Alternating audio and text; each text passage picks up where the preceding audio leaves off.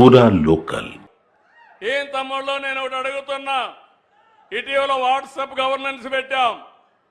550 సర్వీసులు ఆన్లైన్లో ఇస్తున్నాం.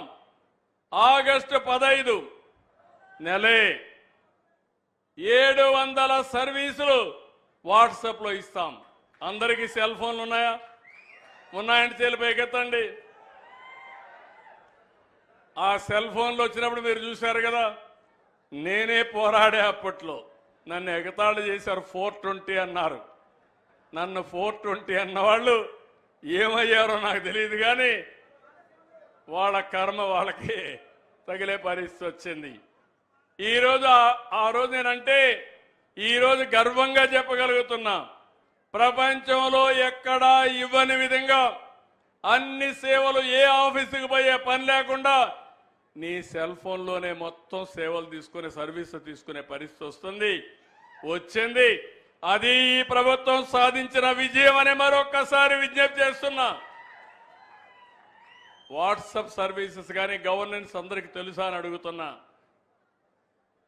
మీరు ఇంతవరకు కొంతమంది ఏమైనా కొన్ని గవర్నమెంట్లో సర్వీసులన్నీ మీ సెల్ ఫోన్ ద్వారా తీసుకున్నారా అని అడుగుతున్నా.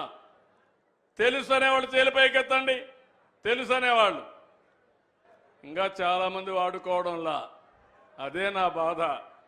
నేను మంచి చేయాలనుకున్నా గుర్రాన్ని నీళ్లు తాగాలంటే తొట్టి దాకా తీసిపోతాం, కానీ బలవంతంగా తాగించగలుగుతామా అని అడుగుతున్నా. అవునా కాదా? మీలో మార్పు రావాలా లేదా అని అడుగుతున్నా. మీలో మార్పు వస్తే అప్పుడు నేను అనుకున్న పని చాలా సులభం అవుతుంది. నేనైతే ఒకప్పుడు చాలా పరిగెత్తేవాడిని ఒక్కడినే. ఇప్పుడు నేను ఒక్కడనే పరిగెత్తే లాభం లేదు. మీకు అర్థమయ్యే విధంగా పనులు చేయాలి. వేదిక పైనుండే నాయకులను కూడా పరిగెత్తించే బాధ్యత నేను తీసుకుంటున్నానని చెప్పి నేను మీకు తెలియజేస్తున్నా.